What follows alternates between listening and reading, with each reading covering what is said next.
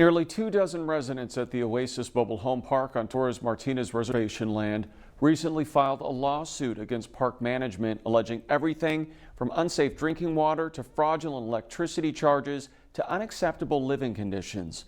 The park owners have not responded to requests for comment, but I did speak with 3 people who strongly support the lawsuit.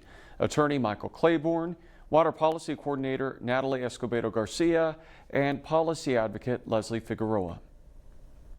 Leslie, Michael, and Natalie, thanks so much for joining us.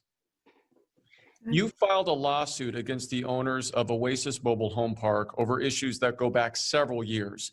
Tell us about the decision to file it now and what's included in it. You're right. So the issues at Oasis have been going on for at least the last 2 years.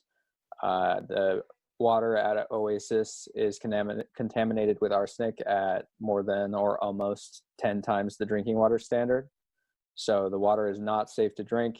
That's been since April of 2019 at least.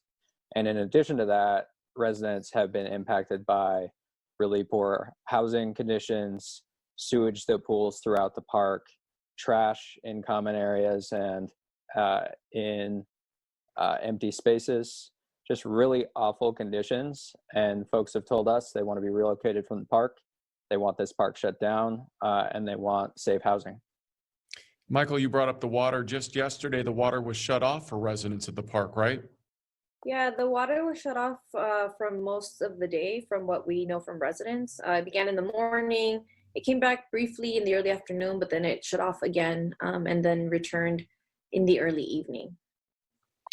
I'm curious, Natalie and Leslie, you obviously know a lot about what it's like to live there. Help us get some perspective on conditions at the mobile home park.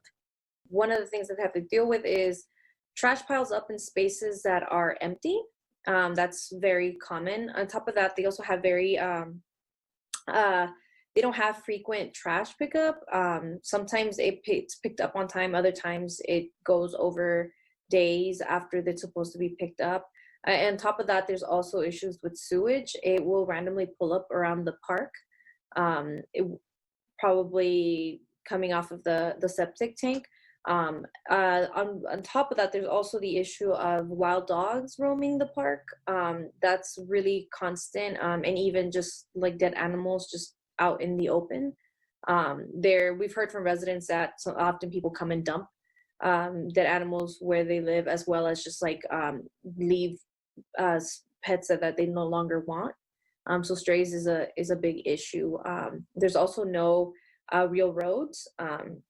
So when it rains, flooding becomes a really big problem, to the point where sometimes residents who live in the further back end of the park aren't able to send their children to school because they can't make it through to the front to catch the bus.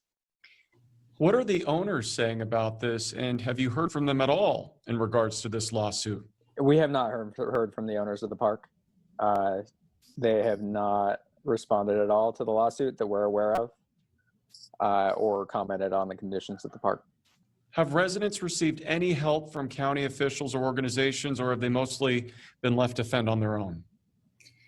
Yeah, I know definitely that's something that part of this lawsuit, right? Residents want to make sure to also elevate that their ask is housing relocation, right? Which, if, for folks in the Coachella Valley who have, learned about the Duravel case about like years ago, this is like a very similar situation, right? And we want to make sure to make it clear to the general audience, right, that, there are huge water issues happening in the park with water contamination, arsenic, hyperchlorination and all of that. But regardless of all of that, residents are also very aware about the lack of tenant protections that they have on being on a tribal property, right? So in the end, like, folks want a place to move where they can have, full tenant protections and from state law and like federal law, but also having a safe place to live. And when they open their tap, that there's clean water coming out of there, right? And they can only find that, moving out of there. And which is why they're asking for full commitment from like different public agencies and their elected representatives in our area to commit to a comprehensive like housing solution. And we have yet to have a full-on commitment from those folks. Leslie, you mentioned moving out of there. I think a lot of people are going to hear these stories and wonder why not just move out of there if it's so bad? Yeah, and I think that's you know, the greater housing crisis issue exists throughout the state, right? And also in our own Coachella Valley, it makes it where there is nowhere else to go, right? Like finding rental properties, finding a home, to buy for a lot of the incomes that folks have are under like $15,000 a year, right? Like there's no, affordable housing that exists within the Eastern Coachella Valley for folks to then move in. And for a lot of folks that we work with, this park ends up being their last choice and last option of housing.